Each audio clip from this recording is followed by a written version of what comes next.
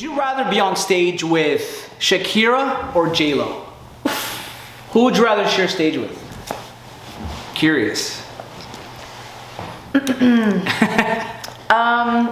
It's funny you say that because some people say, "Are they your moms?" And I'm like, maybe. We're not that far apart in age, but still, that's a tough one.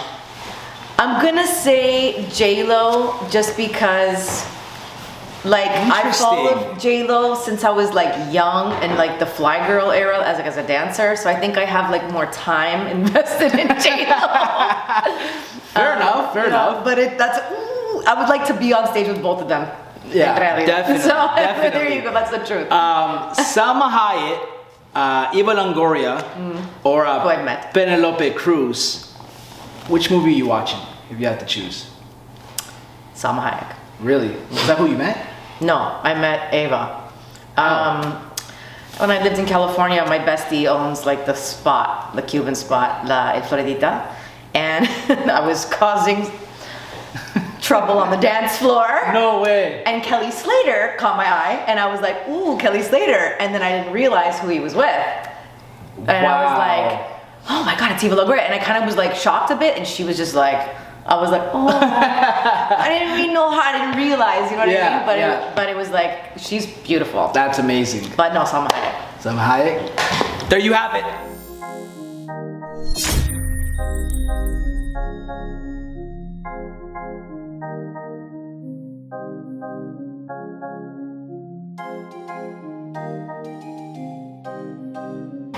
Teria Morada, we have here professional singer, entertainer, 3-time Canadian Latin Music Award winner, former 2 times Junior Canadian Rhythmic Gymnastic Champion, 2019 media tour in Dominican Republic, opening act for Bad Bunny, featured on Pond Fire, which has, Matt Hugh Johnson, Carl Wolf, Snoop Dogg.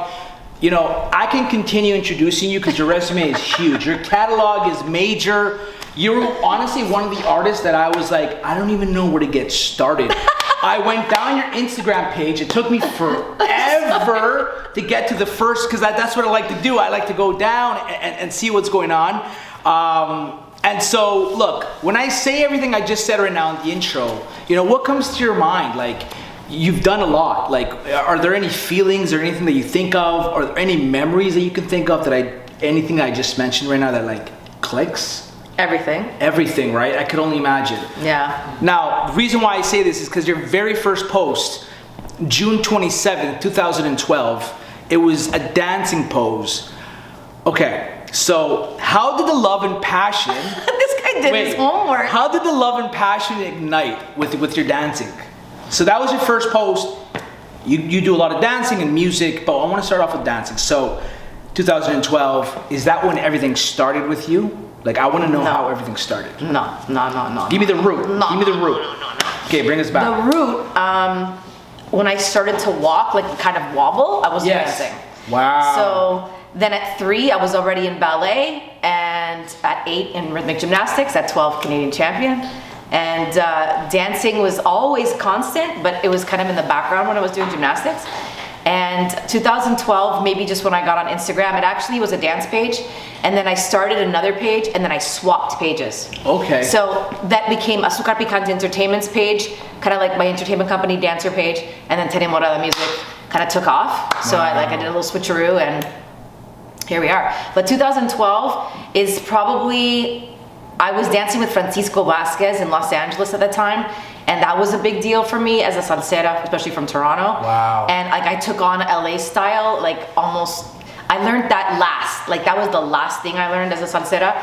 So, but the creator, he's teaching me, right? So, and then I'm his partner, and then boom, we're performing and we're doing all this stuff. And then I started my Instagram kind of around that time. Okay, gotcha. So I think that's why. Is that when you opened up though to like, you can say the world that, listen, this is something that I love, my passion in dancing, And I posted it, like, or did everybody already know at that time? Everybody already knew because I've been doing it my whole life. So if you were in my life as a youngster, you would have seen that journey. If you came into my life, it was as a teen or as a young adult, then you would have seen that. And if you came into my life yesterday, you'd be like, oh yeah, okay. Okay. So because dance is so constant and it's kind of like the foundation for everything. Gymnastics is part of my life. Music is part of my life. I'm all these things. I know you are. Right? But it's like, that's just all I do. Like, I'm not like a hidden this or a hidden that. No, not at all. I know. But what I want to know is that did your parents at a young age bring you to like dancing school? Like, did they enforce it in you? Or was it something you were born with? No, I was born with it. And then they were like, psh. And then my mother, at that time, my mother wasn't working. So my father had a business. So my brother was in hockey and soccer, and he was going all over the world doing that. And he's a lot older than I, so I was kind of tagging along like the cheerleader. And then my gymnastics got serious, and my mother was able to come with me, and I'd travel all the time, like across Canada, like 3 times by the time I was 12. Because it was like provincials were over here, but then semi-final, the qualifying over there, and nationals are Vancouver, and then I'm coming back because I'm doing swimming or I'm doing track meets or something like that in between when I was younger. Wow. And then gymnastics took on like a serious like 7-day-a-week type thing. Wow. But my parents always encouraged me. My parents are both very inclined artistically, but neither of them did anything like that. Got you. You know, but no. If my mother didn't have the time to take me around and do stuff, I learned stuff in the street as well, like street dance, like in la calle.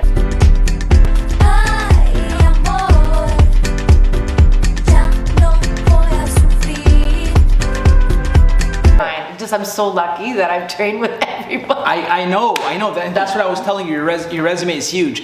Taking Me Higher. Would you say that Taking Me Higher, June 19, 2013, was your first record that you put out to the universe? No, but why is it not on Spotify? It is. It's not. It is. It's on my album. Yes. But your album, Aries, we have to get there soon. But that dropped a little. Okay, so let me give you the backstory. Yes. So Taking Me Higher was the last song I did in Los Angeles before I went to Mexico for a little while, and then I came back to Canada. So, and it was the first collaboration I did with a very good friend of mine who's a Arabic female. She also co-wrote and composed Angels on my album, which is another story. We'll get back to that. Yeah. But she sat me down in her living room. She's a belly dancer and an Arabic singer. And she's like, sing. So I was like, sing what? She's like, just make noise, girl. And I was like, no. I started like belting out some stuff. Yeah. And she was like, na na na na na. She was like writing like as we were going. And I was like, what is this? And then she's like, this is your new song. And then she was like taking me, I don't know. She was like, I don't know. And then I was like, give me the pen. I was like, taking me higher, make me feel good. And it came out so fast. And we put it out. And I put it on CD Baby, like through that distribution. And then I pulled it. And I relaunched it in half Spanish for like an award thing. And then I pulled it because I hated it. Okay. And then I relaunched it on my album because it needs to have a home, that song. That song gave me a feel of Waiting for Tonight. Jennifer Lopez. I don't know if you've ever got that before. Because it was like dance. It was dance vibes. It felt electric. Christina Aguilera's attitude mixed with J-Lo's electric vibe. And it was so like, and this is a huge compliment, like you are who you are, but fuck, I was like, wow, like I want to ask her, was that some sort of inspiration? Are those two artists some sort of inspiration? Because the attitude voice that you gave on that track really, really resonated with me so much with like... I think that because I was in LA at that time for so long, I think that Christina Aguilera, she was around, Britney Spears was around, J-Lo was around, I was around that vibe a lot. Right. So I think that influenced me. I have so many influences, it's ridiculous, okay? But at certain points in my life, like I was fixated on Mariah Carey, I was fixated on Whitney Houston, I was fixated on J-Lo, and I was fixated on Christina for a short moment in time. And I was singing in a cabaret, Moulin Rouge, in California. I was singing all that jazz. And I ventured into like Alicia Keys and Christina Aguilera at the time. Right. Okay. Maybe that's why you hear that. You know, I felt it. It was great. Great record. Great record. There was a gap between 2013 to Zarandeo that you dropped in 2019. But there was like a 6-year gap though. Yes. Through Spotify. Like what was going on in that transition with that 6 years of like know music from you unless you put it on other distribution channels that I didn't know about. But were you going through some transition? Good. This one, I think this is the most homework anyone's ever done. Yes, for reals. Okay, so let me write it back.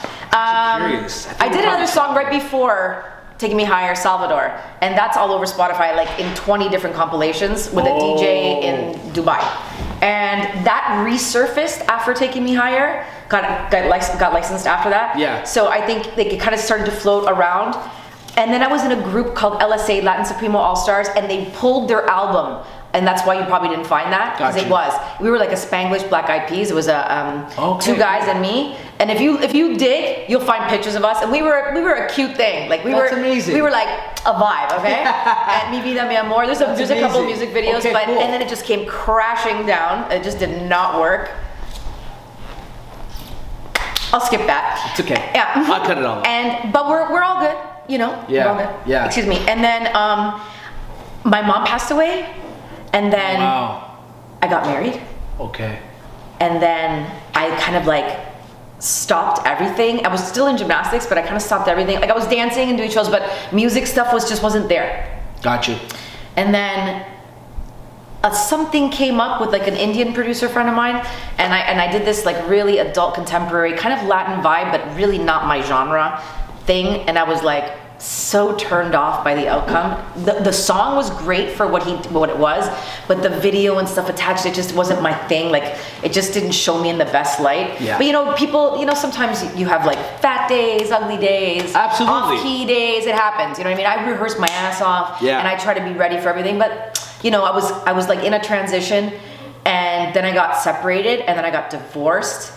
But in the separation to divorce was like 2 years, and I literally was like dormant. Yes. And I got a phone call. Sheldon D'Souza. Sheldon D'Souza called me, and he's like, Diggy Don, and then Diggy Don called me, and then Diggy Don and Sheldon D'Souza, they wanted me to go and do the song. And I was like, all right.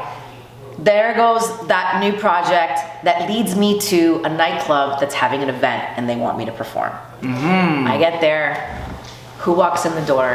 Ben Anthony Lobos. And he goes, I came here to see you. And we hadn't seen each other in a while, because I was his choreographer. We never really did music. We did one show together, like where he sang with me, Giancarlo Canela opening. And I sang Taking Me Higher that night, and he said that was the best he'd ever heard it. And I feel like that was the best I ever sang it. It was just like a fire. It was like coming back after like all these life things, right? And I was just like, rawr. And then he called his producer at the time, JD, and he's like, I need Teria Morada on a song. And so we started to talk about it, and then boom El Norte, then boom Beat That Drum, then boom Solos. Beat That Drum. Yeah, right? Beat That Drum. That's a really, really good record. Real tropical instruments. She beat that drum, ra-ba-ba-ba-bum-bum. He beat that drum like a ra-ba-bum-bum.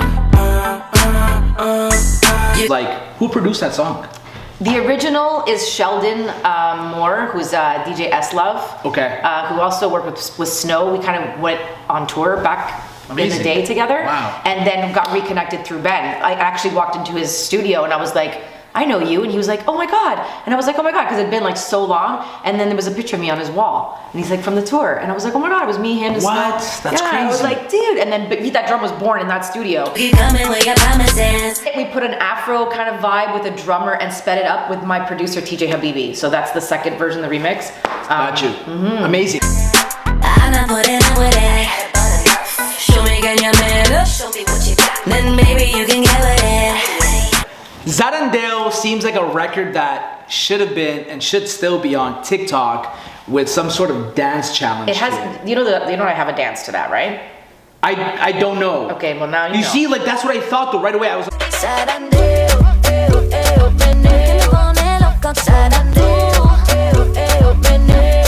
I'm not a big TikTok fan, okay, but like I've done choreo for Ben and a lot of people, and there's a lot of videos of me there, and if you search my name up, apparently it comes up. My students have started fan pages for me. Like, oh my God, that's amazing.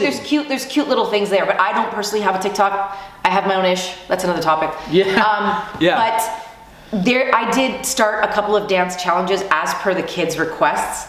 It's just not necessarily. I think there's kids that have done it on TikTok, but it's in my reels. Okay. But I did that when the song came out, and even everyone. I have everyone dancing the Sarandeo. Okay,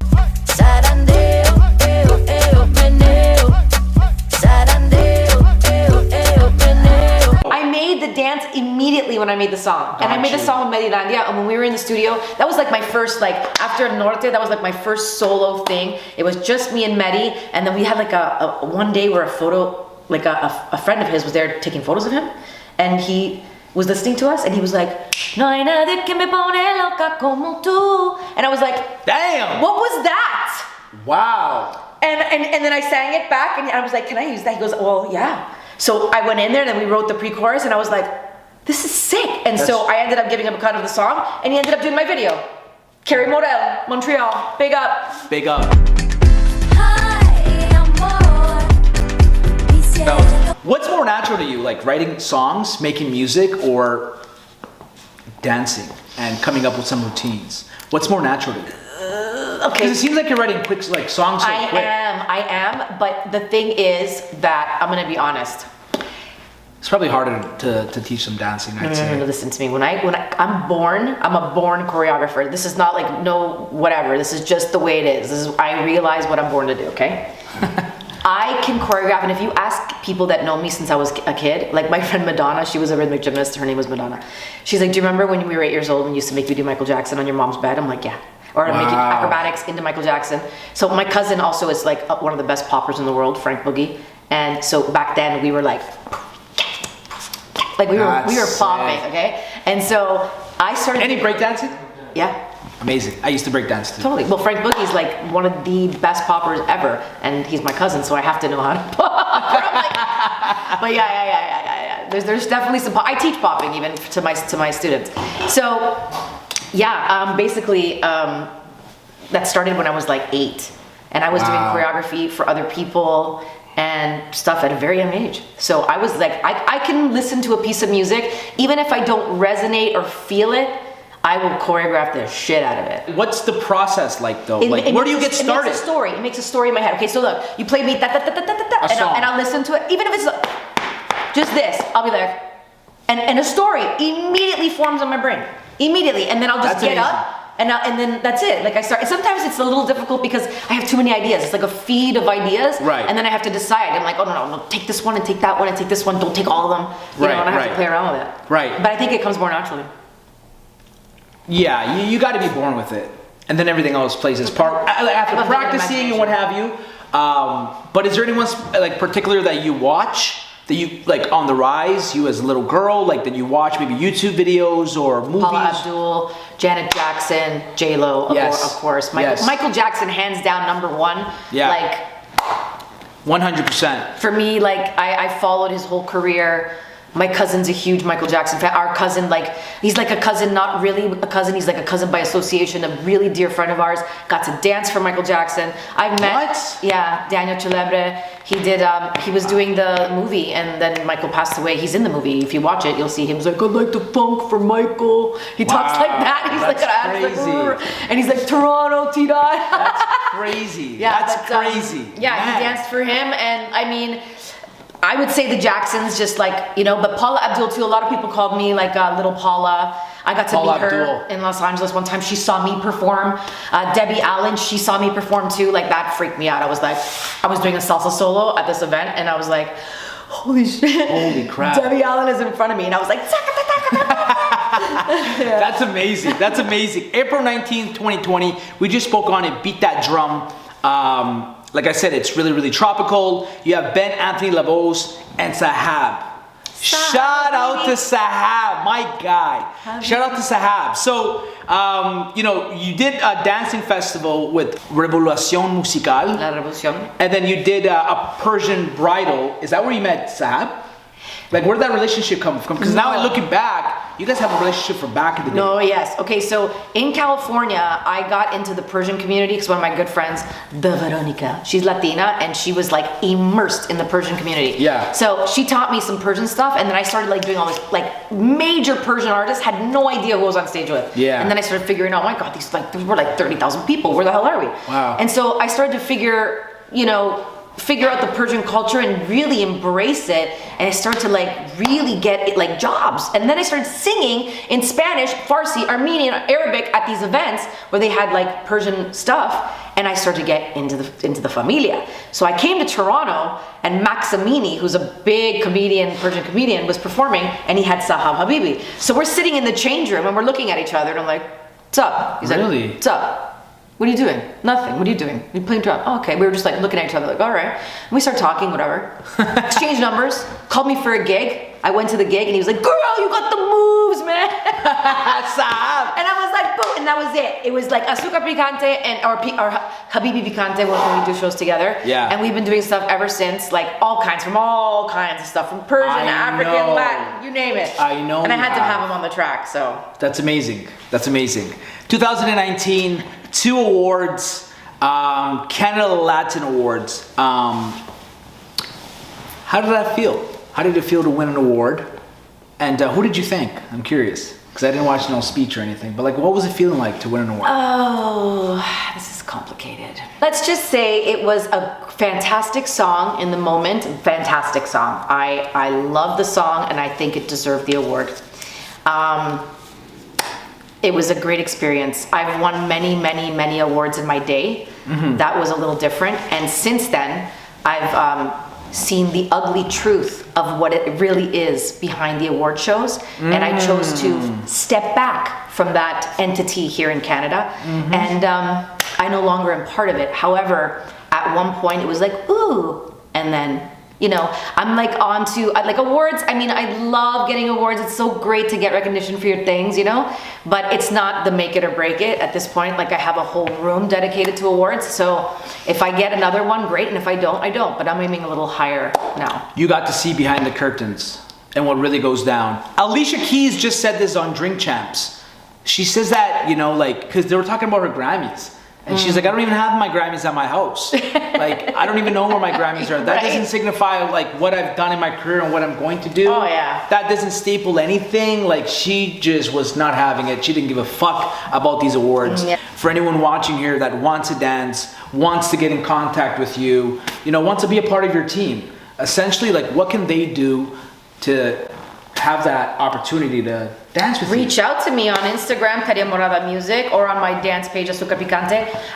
Honestly, I have a very, very tight-knit crew. I work with the same people usually.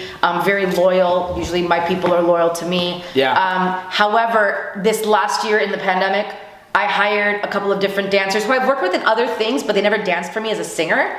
And it worked out really well, but they got into another contract, so they're not around for like this month's events. Right. So I had to use 2 other dancers, and they actually worked out pretty well too. And then a Raptors dancer hit me up, and he's like, "I'd love to work with you." And I was like, "Dude, my birthday show." So my birthday show's coming up, and it's a song release. So it looks like we're gonna try and work it out that he does it. I also thought about just going with ladies because it's been like the ladies have been with me like through the whole journey. Guys are in and out, and it's awesome.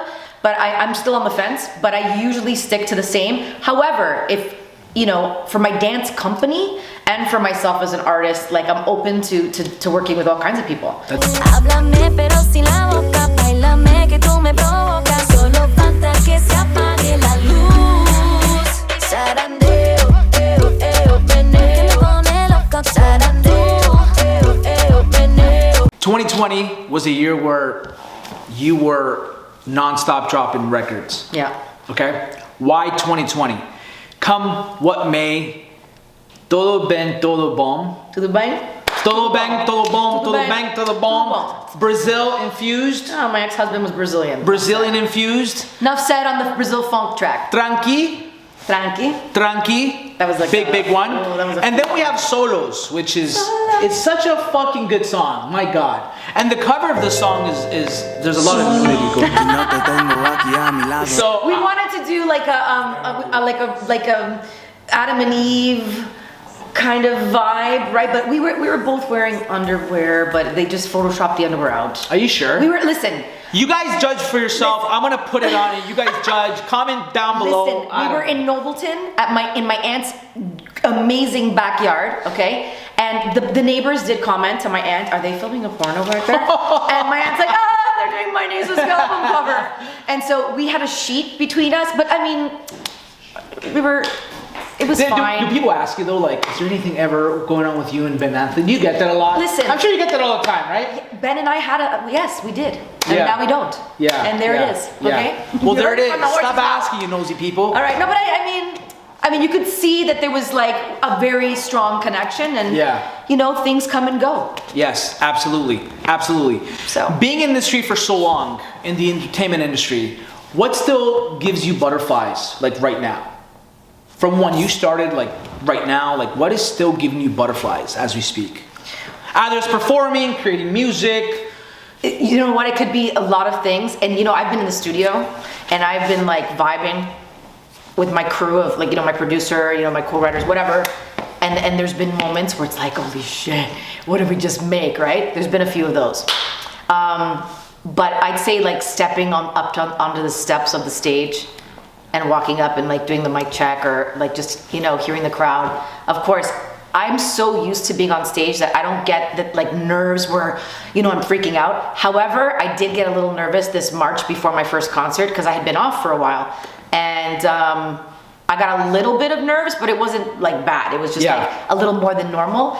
But a little nerve is always good, right? But I do like a big crowd. Like when I went on stage for Bad Bunny, like it wasn't completely full like it was when he got on stage, but it was still a pretty whatever.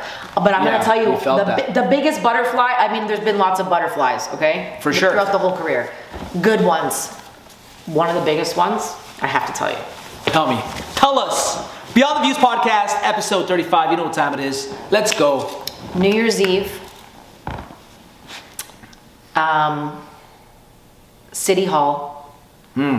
Freezing our asses off. I don't know how many thousands. There was thousands. Like I think they said 80,000 people showed up. What? Okay. It was flooded with people. Like you looked out on the stage and like it was just a sea of people. Okay. We did another one. That's so epic. We did another one the year after. I think it was 20,000 in Niagara, like for Festival of Lights on New Year's as well. But the one at City Hall was with snow. It was myself, my two best friends. We were the three of us dancing, and at the time his backup singer KB and him. And it was, oh my God, it was such a vibe. Nelly Furtado just performed, and we were like right there. And, and it was just like electric. Oh my! And we were freezing, but we were like freaking out at the same time. It was so cool. That's amazing. That was the biggest butterfly. That's amazing. Yeah. Clothing line. Teria Morada merch. Purple. All purple. Purple and black. Purple. As you can see, purple's her favorite color. You had a collab with, or you do still have a collab with the Flash Design & Co. Yes. So tell us a little bit about your merch, where we can find your merch. So, Flash Design Co. and House of Sass and Magic are the same owner. She was a professional dancer as well. We were in Tropicana actually together, Tropicua. And she approached me during the pandemic, and we've been like friends for a long time. She knows me, she knows my style, she knows my body. She was like, look, let's do a collaboration. House of Sass and Magic will do some of your bedazzling in your costumes, and Flash Design will do your merch. Actually, I have like a special edition thing that I only made 7, and it's not like through Flash. It's something I designed. Actually, a friend of mine in California designed the logo, and then I had it 3D'd through a website that William Dinero told me about. Thank you, Willie.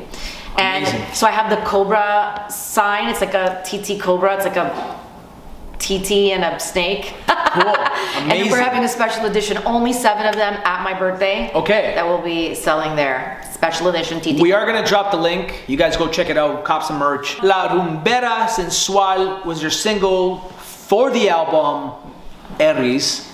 That was 14 songs. Where were you at this point in life creating this album? Like 14 songs, the production is high end, the writing is high end, you know, Aries, 2021. It's Aries season, by the way. Aries season, by the way.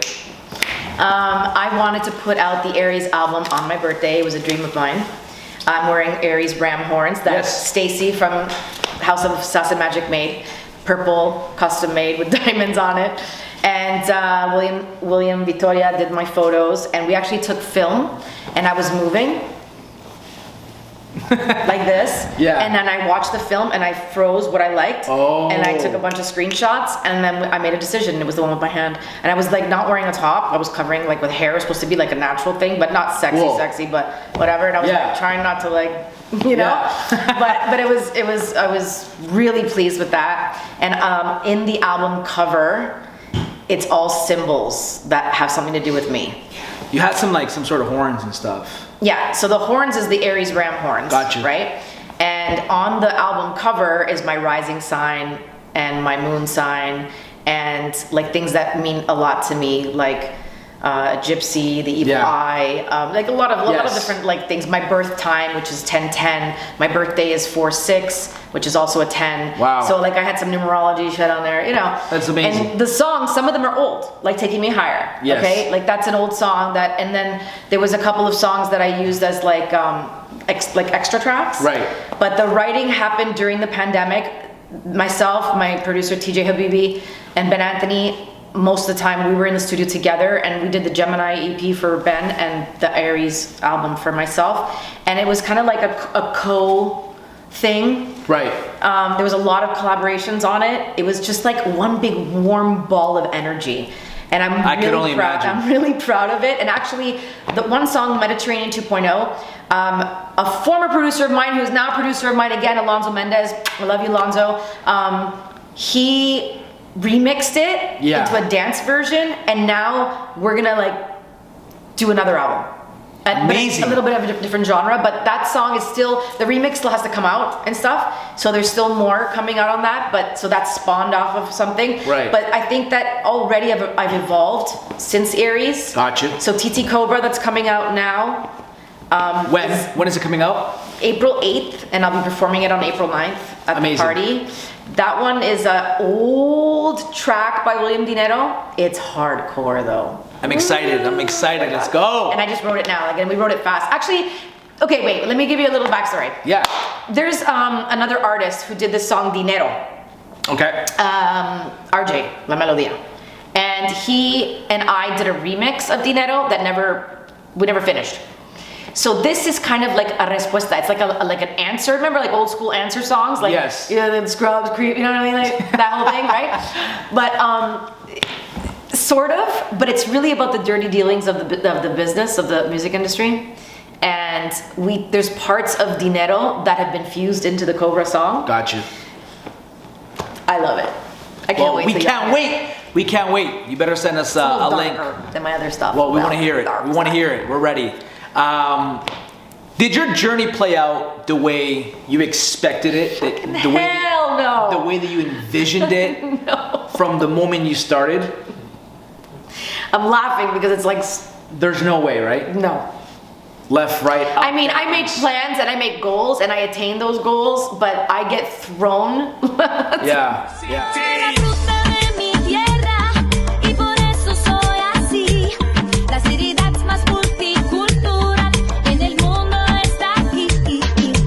What's the best advice you received? When I pulled up here, I drove by Casa Rica. Yeah. And my mother used to go dancing there before she died. Okay. And I was like, what the hell? Where am I? I was like, I didn't realize where I was. Yeah. And I was like, so I'm gonna go to my mom real quick, because she would say to me, you don't compete with other people, you compete with yourself. So you outdo yourself and you're good. And never act on jealousy type stuff. That's my mother, okay? Number one. That's why like, I teach my students not to be jealous. Envy and jealousy are something that sometimes can creep up on a person, but I learned from a very, very, very young age to not even engage in that. I'm with you on that. You know what I mean? I agree. That's what I live by. Yeah. That's what I live by. You know, some people don't understand that, and just putting 1% every day. Yeah. Even if it's just 1% every day, it will snowball, and the snowball effect will take off. Yeah. I took that from No Jumper, Adam 22. Shout out to Adam 22. It makes so much sense. Now we get to Bonfire. Bonfire. You had to be added to the remix. Matt U. Johnson, Carl Wolf, Snoop Dogg, and yourself. I want to know, how did this come about? Because you landed on this track, and it's a great track, and you're with lineup of stars. This episode is powered by VTV. If you don't got one, you come to Roberto's spot, 4801 Steeles Avenue West. Unit 16. Unit 16. I just had a surgery, a major surgery. I had been waiting for a year for this surgery because of the pandemic. And it was a very weird spot for me because I was sitting at home doing nothing, which I've never done in my life. So I had no choice but to sit still for 2 months, okay? So I'm sitting on my couch and my TV was like, I have this huge TV and I never watch it, never, okay? I'm like, I'm gonna watch Netflix. Yeah. I put on Netflix, I put my feet up. I got Bob and Marley, my cats. Yeah. You probably didn't last long watching TV. I was watching TV, it was good. Just turn it off. Coming back on, turn it off, back on.